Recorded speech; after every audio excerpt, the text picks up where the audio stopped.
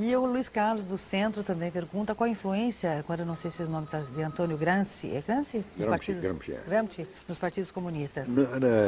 Antônio Gramsci, ele foi o fundador do Partido Comunista Italiano. E era talvez o melhor cérebro que tinha naquilo. E ele já na década de 30, ele tinha a ideia de que aquele método insurrecional e violento usado na Revolução na Rússia não ia funcionar na Europa Ocidental. E de que na Europa Ocidental, nos países mais desenvolvidos, a revolução tinha que ser feita por dentro. Isso é, você ocupa o Estado por meios constitucionais, meios legais, e daí você vai de lá de dentro bagunçando a coisa. Mas antes mesmo de tomar o Estado, você precisa tomar os órgãos de cultura, as escolas, jornais, etc, etc, para que antes de você anunciar que vai implantar um regime socialista, todo mundo já seja socialista sem nem saber o nome, tá certo? E ele cria então essa estratégia do que ele chama de revolução cultural, que precede a revolução política. Nós podemos dizer que no Brasil, a revolução cultural, isso é a inoculação de um vocabulário socialista, de valores socialistas, símbolos socialistas, em toda a cultura, já estava pronta e já estava vencedora há mais de 10 anos atrás, tá certo? Então todo mundo vai aceitando isso. A ideia do Gramsci era que todo mundo aceitasse isso como uma coisa tão natural, que ele diz que a autoridade do Partido Comunista, ou do partido que conduzisse o processo, ele diz, seria onipresente e invisível como um decreto divino, que você obedece sem nem saber o que está acontecendo, obedecendo. Isso é a expressão do Gramsci. E em muita coisa você vê que isso já está acontecendo no Brasil. O Gramsci é o teórico mais importante do comunismo, né, depois de Lenin, Stalin, etc. Né? E no Brasil é tremendamente influente. É talvez o autor mais citado em teses universitárias no Brasil. A Universidade Brasileira se transformou num templo devotado ao culto de Antônio Gramsci. Só se ensina, tudo que se ensina é baseado no Antônio Gramsci. Agora, o pai e a mãe que tem o filho na universidade nem sabem disso. E o filho que está lá na universidade recebendo tudo isso, ele não sabe que isso é pregação política.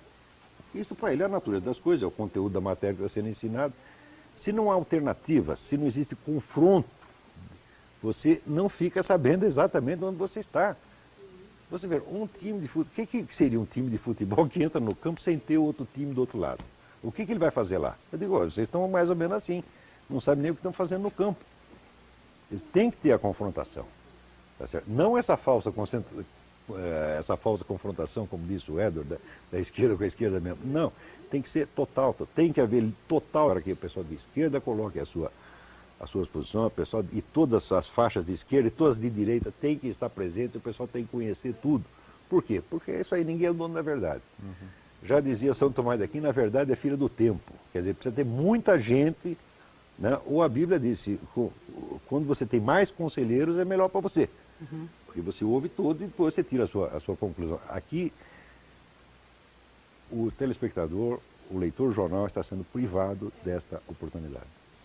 Então, a Juarez do Bom Retiro, recentemente o ministro Tarso Genro fez um acordo com Cuba para utilizar o método de alfabetização infantil e juvenil usado em Cuba. Será que nossos professores não são capacitados para ensinar nossas crianças? Isso é preciso? Não só os nossos professores podem estar, mas o senhor Tarso Genro não está capacitado nem para ser diretor de uma escola primária.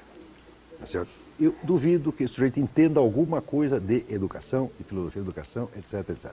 Não tem qualificação para isso, está lá só para fazer politicagem esquerdista. E esse negócio de trazer técnico cubano e se inspirar em Cuba, isso é uma pouca vergonha. Porque o pessoal diz, não, mas Cuba tem o mais baixo nível de analfabetismo da América Latina. Eu digo, já tinha nos anos 50, muito antes da Revolução. Cuba sempre foi um país de gente culta. Vocês leiam, está no livro do Carlos Alberto Montaner, Viagem ao Coração de Cuba, que é uma história de Cuba no século XX. Você vai ver que nos anos 50, o nível de instrução em Cuba já era altíssimo. Tá certo? Então, o que a Revolução acrescentou? Não acrescentou absolutamente nada. Tá certo? Ademais, na Revolução, na educação cubana, metade dela é só manipulação, é só pregação revolucionária, tá certo? E outras coisas, as famosas glórias da medicina cubana, o negócio da barbatana de tubarão, tudo isso é uma palhaçada. A medicina cubana é uma das piores do mundo. E O pessoal está enganando vocês, pô. Isso aí é tudo marketing de Cuba. Aliás, por que tem que fazer esse marketing? Por quê? Porque Cuba está falida. Então tem que recolher dinheiro para Cuba. Então o que faz? O Brasil foi lá, o Lula foi lá e já deixou 400 milhões de dólares lá de presente.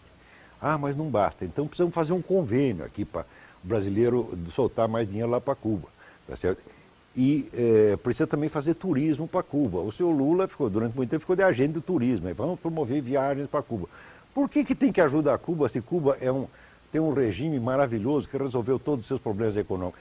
Cuba vive da caridade pública, inclusive das suas vítimas. Por quê? 1/6 da população cubana fugiu para Miami, chegou em Miami, abriu uma lojinha disso, abriu não sei o quê, ficou todo mundo rico. E agora eles mandam anualmente milhões de dólares para os seus parentes em Cuba. Então, é um regime falido que vive da caridade das suas próprias vítimas. Quer dizer, pessoas que saíram de lá corridas, saíram numa balsa, penduradas num pneu, tá certo? Morrendo de fome, e que se fizeram depois por trabalho e esforço em Miami, hoje sustentam Cuba.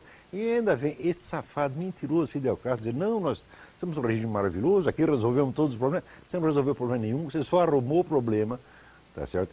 E você vive da piedade das suas próprias vítimas e dos seus inimigos. Por exemplo, o bloqueio econômico americano. Sabe o que é o bloqueio econômico americano? Quer dizer que não pode sair dinheiro de lá para os Estados Unidos, mas entrar pode. O bloqueio é um grande negócio para ele. Ainda fica fazendo, não, nós estamos mal aqui porque não podemos comerciar com os Estados Unidos. Você não pode comerciar, você só pode receber ajuda. Você só entra dinheiro, não sai. E ainda vem reclamar? Mas que sem vergonhice, pô. Aliás, a respeito da medicina cubana, eu convido o telespectador a entrar no Mídia Sem Máscara. Lá tem uma palavrinha escrito Cuba, ele pode clicar e tem todas as notícias do Mídia Sem Máscara sobre Cuba. E lá nós temos fotos mostrando o interior de hospitais e sanatórios cubanos que estão num nível de degradação que, olha, eu acho que nem o hospital público brasileiro de pior qualidade teria coragem de sustentar. Quer dizer, é sujeira para todo lado, pessoas jogadas no chão, mas numa sujeira que no Brasil nunca se viu. E também nós temos lá falando também várias fotos de Havana, mostrando como é que é a vida em Havana, fora daqueles pequenos bairros que são sustentados para turista. Quer dizer, como é que é a vida dentro de Cuba? Como é que vive um cubano médio? Então lá o leitor vai poder ver com os próprios olhos como é que está a situação.